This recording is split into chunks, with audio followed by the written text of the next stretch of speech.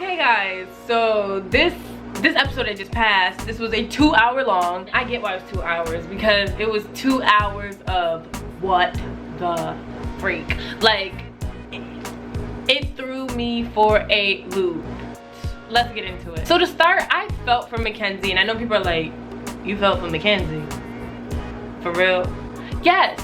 Connor is not being clear. I get he's concerned or whatever, or he's not confident to fully speak about his feelings to her, but you need to speak up and say whatever you gotta say with your chest. On this date, you're telling her how telling Lauren you need something different, you need an escape and all this stuff, but then you go back to Mackenzie and you're just like, we're gonna be boyfriend and girlfriend, after you just downplayed the whole thing. It's like you're going back and forth, and I don't think you're intentionally trying to be a grimy dude, and I'm not even saying he's being a grimy dude. I'm just saying, clearly this girl is deep, and when I say deep, I say deep in her emotions. If she gets hurt,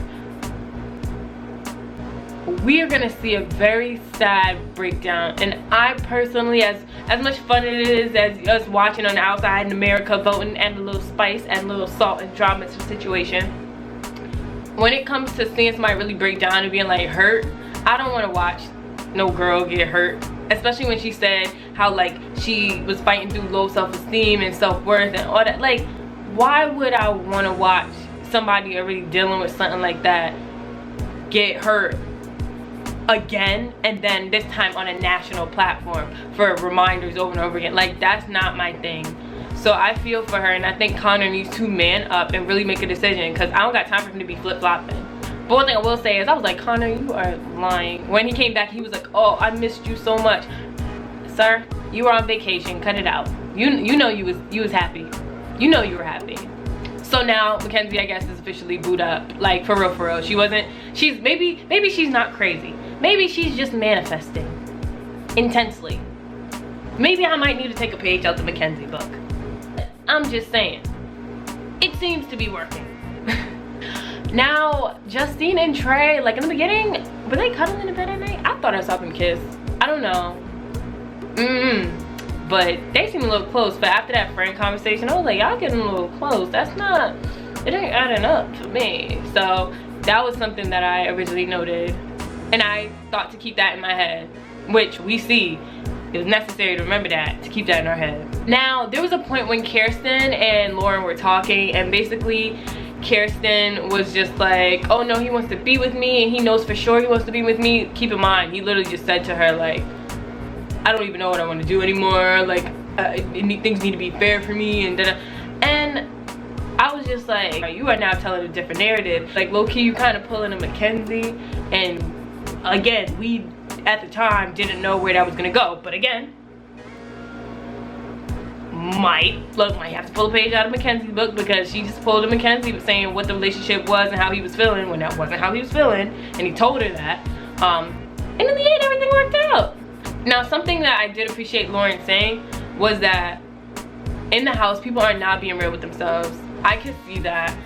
You can see that in the coupling. Like, I feel like, yes, connections are being made, but I'm like, are they like really as strong connections as they say they are? I mean, Lauren being in the house itself proves that they weren't. So I do think we do need to start seeing the people become more real with themselves and their situations and everything.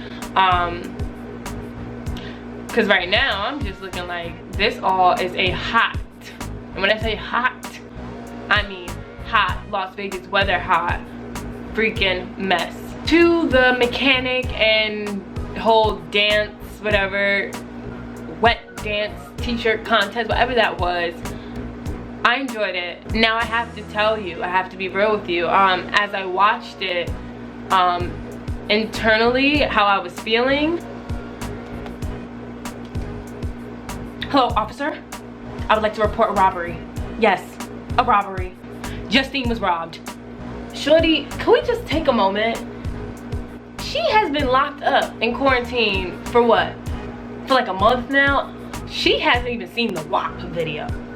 She gave me splits. She gave me savage booty jiggles. She gave me one leg in the air. But remember, she says she's a go-go dancer on the weekends or something like that.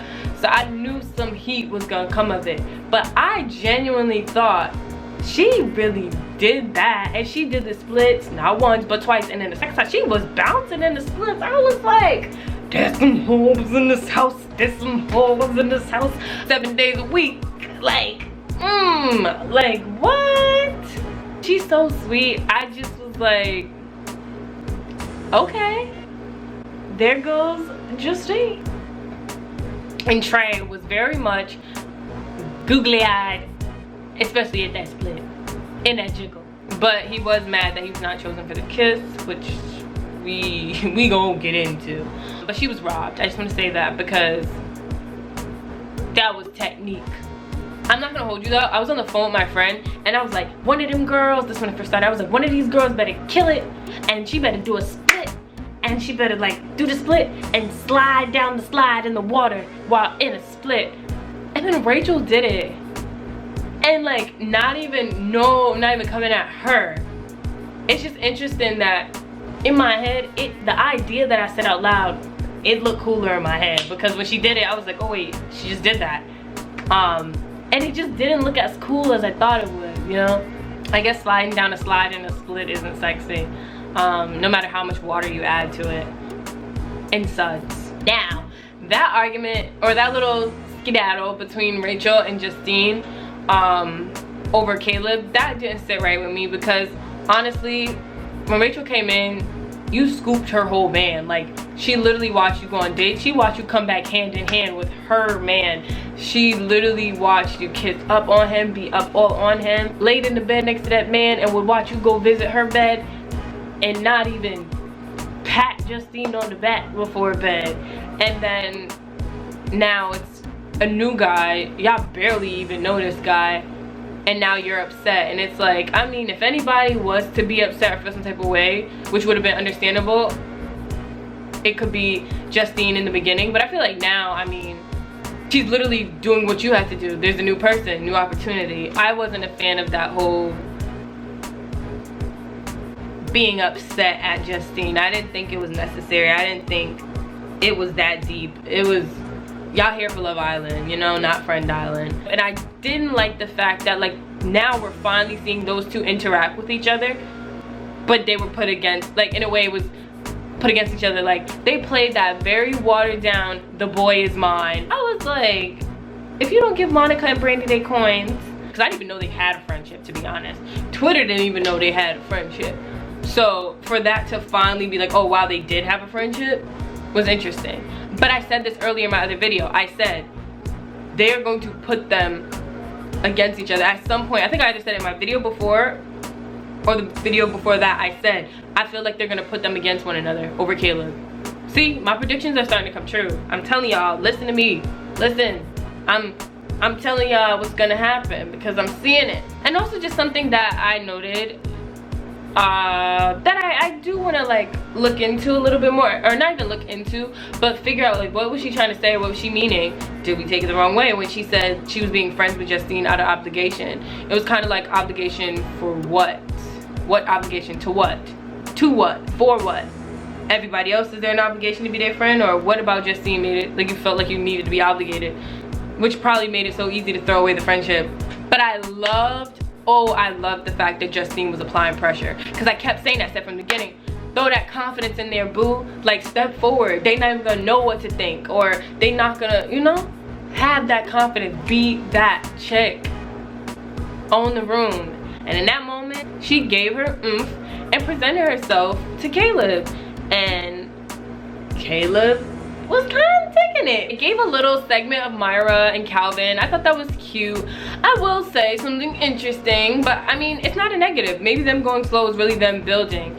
But it was interesting how she's super PDA, and then Calvin was just like, I can give you a hug. And I was like, I wonder, at this moment, as you want to cuddle up and kiss and do more, are you thinking of James? Now, Trey and Justine break up for real, and honestly,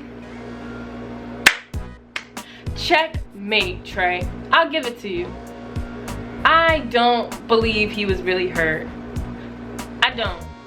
I think like I said, I think that man is very smart, and I don't think I'm giving him more credit than due. I genuinely think he's very smart. He said he's a player. I think he maps things out properly. I think he knows exactly what he's doing, and he finessed himself out of his situation with Justine, but as the victim. Now he got the girl that he said originally, like, I won't even look at her, I won't even talk to her, and that's the girl that everybody wants or wanted or was ready to risk it all for. This man, he was playing chess. One thing I'll say interesting is that Caleb, for the man who says the least, he actually had the last word. If anyone ever notices, Caleb doesn't really talk. He doesn't say much. When he does have conversations, you tend to learn more about the girls that we already know than you really learn about him. I think that's working for him. Like they said, he has a mystery to him, which is attractive, but it's also like, what is going on? Are you hiding? Are you hiding something? Or are you really just this cool, calm, collective guy? Because also in his intro video, he seemed like a pretty open and fun guy, but inside he's a little, like, not mysterious, but giving me those kind of vibes, and you wonder. It was just crazy to me that, like, for the man who we know little about, he made a big decision tonight. Like, he had the final decision, just got in there and then had the final decision. And before we get to that final decision, we're gonna go to the person who had to make a decision before him, which was freaking Trey. Trey picked Lauren. As I said, checkmate. Now back to Caleb.